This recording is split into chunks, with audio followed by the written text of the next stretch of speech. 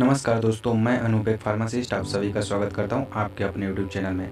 आज इस वीडियो में बात करने वाले हैं कोट्रीमोक्साजोल के बारे में और इस वीडियो में पूरे फुल डिटेल्स में देखेंगे कोट्रीमोक्साजोल का यूज़ क्या होता है, सही डोज क्या होता है, साइड इफ़ेक्ट्स क्या हो सकते हैं और किस स्ट्रेंथ में इसे बनाया जाता है और साथ ही साथ इसमें देखेंगे कि ये किस ब्रांड नेम से आपको मिल जाएंगे और इसमें कंट्राइंडिकेशन क्या होते हैं। तो इन सारी चीज़ों के बारे में इस वीडियो में बात करने वाले हैं, तो वीडियो को बिना स्किप किए शुरू से अंत तक ज़रूर देखें ताकि आपको कोट्रीमोक्साजोल के बारे में पूरी जानकारी मिल सके।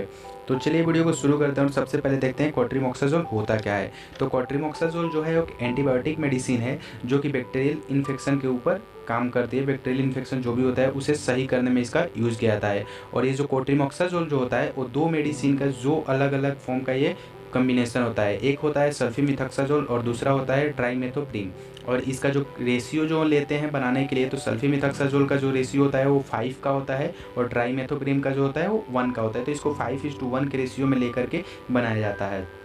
अब इसके आगे देख लेते हैं कि जो स्ट्रेंथ है ये किस किस स्ट्रेंथ में बनाया जाता है। तो सल्फीमिथाक्साजोल का अगर आप 100 ले रहे हैं तो ट्राइमेथोप्रीन 20 लेंगे। इसी तरह 200 मिलीग्राम ले रहे हैं तो 40 मिलीग्राम, 400 मिलीग्राम तो 80 मिलीग्राम, 800 मिलीग्राम तो 160 मिलीग्राम। ये अलग अलग स्ट्रेंथ में इसे बनाया जाता है जो कि आप यहाँ पे देख सकते हैं। और इसको जब आप देखेंगे तो ये सारे जो होंगे वो 1:5 के ही रेशियो में होंगे। तो आप ऐसे देख सकते हैं, इसके ये स्ट्रेंथ हो गया। अब इसके आगे देख लेते हैं ब्रांड नेम, किस किस ब्रांड नेम से ये मार्केट में अवेलेबल है। अगर आप इसे लेने जाते हैं तो आपको किस किस ब्रांड नेम से ये मिल जाएंगे।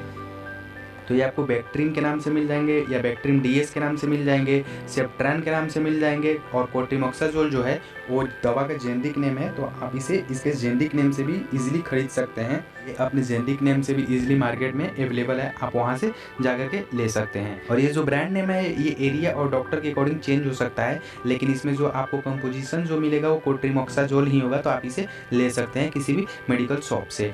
अब आगे चलते हैं और देख लेते हैं यूजेस के बारे में कि क्या इसके यूजेस हैं, किस किस डिजीज़ में, किस किस इन्फेक्शन में कैसा इन्फेक्शन होगा तो वहाँ पे आप इसको यूज़ कर सकते हैं। तो जो इसका पहला यूज़ है वो होता है यूटीआई में, यूरिनरी ट्रैक्ट इन्फेक्शन में इसका यूज़ किया जाता है। इसमें क्या होता है कि अगर किसी पेशेंट को ये यूटीआई का प्रॉब्लम है तो उससे क्या होगा कि जो यूरिन के समय में उसे जलन रहेगा, पेन होगा और यूरिन उसका रुक रुक करके आ सकता है और साथ ही साथ इन्फेक्शन भी डेवलप होते रहेगा। तो उस समय पे डॉक्टर जो हैं वो अपने पेशेंट को इसे प्रिस्क्राइब करते हैं और इसे लेने के बाद उन्हें काफ़ी राहत मिलती है। अब इसके आगे देख लेते हैं रेस्पिरेटरी ट्रैक्ट इन्फेक्शन में भी इसका यूज़ किया जाता है, जिसको आप सिंपली देख सकते हैं आरटीआई भी बोला जाता है। इसमें क्या होता है कि सांस लेने में परेशानी रहेगी, उस समय में भी डॉक्टर जो होते हैं इसे प्रिस्क्राइब करते हैं। फिर ईयर इन्फेक्शन में भी इसे दिया जाता है। ईयर इन्फेक्शन में क्या होता है, कई बार ईयर इन्फेक्शन में जो कान से क्या होता है कि कुछ पेशेंट जो होते हैं उनको लिक्विड निकलते रहती है, तो उसको रोकने के लिए भी इसे प्रिस्क्राइब किया जाता है, डॉक्टर द्वारा दिया जाता है। और ये लेने के बाद उन्हें काफ़ी राहत मिलती है, उन्हें परेशानियों से छुटकारा मिल जाता है। अब इसके आगे देख सकते हैं आप वाउंड पे इसका यूज़ किया जाता है। बैक्टीरिया की वजह से अगर कोई वाउंड हुआ है वहाँ पे भी इसको यूज़ किया जाता है। इसको नॉर्मली भाषा में घाव बोला जाता है। तो अगर किसी बैक्टीरिया की वजह से अगर कोई घाव हुआ है तो वहाँ पे डॉक्टर इसे देते हैं कि आप प्रिस्क्राइब करते हैं कि आप इसको लीजिए, इससे आपका जो भी घाव हुआ है वो सही हो जाएगा। और कई बार डॉक्टर क्या करते हैं कि इस टैबलेट को बोलते हैं कि आप पाउडर में इसे बना दीजिए, पाउडर फॉर्म इसको तोड़ करके कर दीजिए और उस पाउडर को आप उस घाव पे अप्लाई करिए और अप्लाई करने से काफ़ी जल्दी सही हो जाता है। तो वहाँ पे भी इसको यूज़ किया जाता है। इसके अलावा फिर स्किन इन्फेक्शन हो जाती है, स्किन इन्फेक्शन में भी इसे डॉक्टर द्वारा प्रिस्क्राइब किया जाता है, वहाँ पे भी ये काफ़ी अच्छा काम करता है, वहाँ पे भी इसका यूज़ किया जाता है। इसके अलावा फिर फॉलिकुलाइटिस में भी इसका यूज़ किया जाता है। फॉलिकुलाइटिस मतलब बाल तोड़ होता है। अगर किसी भी वजह से अगर आपका बाल निकल जा रहा है कहीं पे हाथ का, पैर का, तो उसकी वजह से वहाँ पे फोड़ा हो जाता है जो कि बहुत ही इंटेंस पेन वहाँ पे होता है। तो उसको उस पेन को रोकने के लिए वहाँ पे भी डॉक्टर द्वारा इसे प्रिस्क्राइब किया जाता है। इसके अलावा डायरिया या फिर डिसेंट्री जो होती है प्रिस्क्राइब किया जाता है। इसमें बहुत ज़्यादा इसे दिया जाता है, जिसे दस्त भी बोला जाता है, दस्त में भी इसे दिया जाता है। इस मेडिसिन को यूज़ किया जाता है कोट्रीमोक्साजोल को। तो यहाँ पे मैंने आपको पूरे तरीके से यूजेस के बारे में बता दिया। अब पूरे डिटेल्स में आपको मैंने यूज़ बताया। अब आगे देख लेते हैं कि क्या इसके कुछ साइड इफ़ेक्ट्स भी हैं। तो जैसे कि यहाँ पे आपने देखा बहुत सारे इसके यूजेस हैं, लेकिन कुछ साइड इफ़ेक्ट्स भी हैं। तो जो साइड इफ़ेक्ट्स हैं उसके बारे में भी हम बात कर लेते हैं। तो जो साइड इफ़ेक्ट है वो नोज़िया और वोमिटिंग हो सकती है। अगर आप इसे ले रहे हैं तो इसको लेने के बाद हो सकता है कि आपको नोज़िया और वोमिटिंग की परेशानी आ सकती है, या फिर हेडेक भी रह सकता है, या इसके अलावा अगर एलर्जी भी आपको क्रिएट कर सकता है, एलर्जिक रिएक्शन भी आपको हो सकते हैं, या फिर जो हो सकता है लिम्फोब्लास्टिक एनीमिया की भी प्रॉब्लम आपको हो सकती है। ये इसके अलावा फिर आपको ज्वाइंट्स जो होंगे बॉडी में, जो आपके ज्वाइंट्स होते हैं, ज्वाइंट्स में पेन रह सकता है। जो बॉडी में जो प्लेटलेट्स होते हैं उस प्लेटलेट्स का काउंट भी कम हो सकता है। माउथ में अल्सर हो सकता है। तो ये सारे कुछ परेशानियों का आपको सामना करना पड़ सकता है।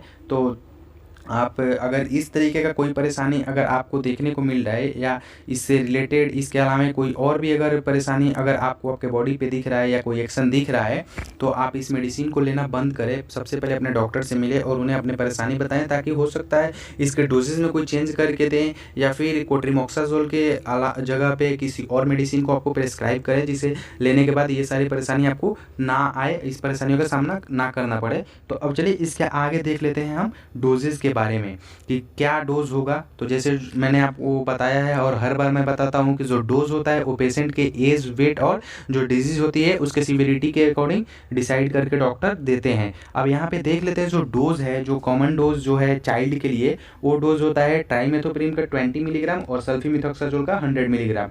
इस डोज में जो ये टैबलेट जो आती है, ये टैबलेट बच्चों के लिए बनाई जाती है, जो उन्हें दी जाती है। अब इसके आगे जो एडल्ट का जो डोज होता है वो ट्राइमेथोप्रिम 80 मिलीग्राम से लेकर के 160 मिलीग्राम की दी जाती है और सल्फेमेथोक्साजोल 400 मिलीग्राम से लेकर के 800 मिलीग्राम की टैबलेट को एडल्ट को प्रेस्क्राइब किया जाता है।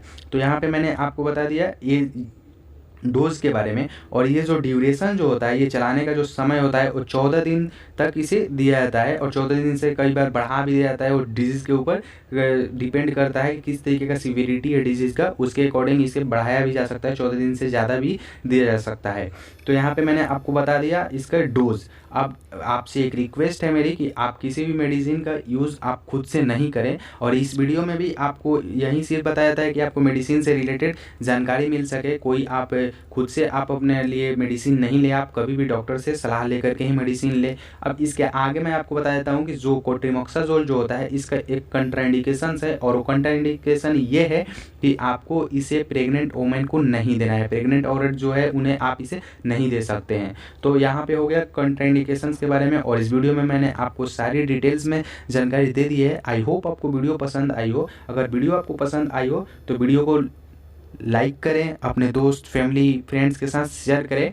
और आपसे एक रिक्वेस्ट है कि अगर अभी तक आपने चैनल को सब्सक्राइब नहीं किया या फिर चैनल पे पहली बार विजिट कर रहे हैं तो प्लीज़ चैनल को सब्सक्राइब करें, साथ ही साथ बेल नोटिफिकेशन आइकन को भी ऑन करें, ताकि आने वाले हर एक वीडियो की अपडेट आपको मिलती रहे। वीडियो को शुरू से अंत तक देखने के लिए धन्यवाद। मिलते हैं अगले वीडियो।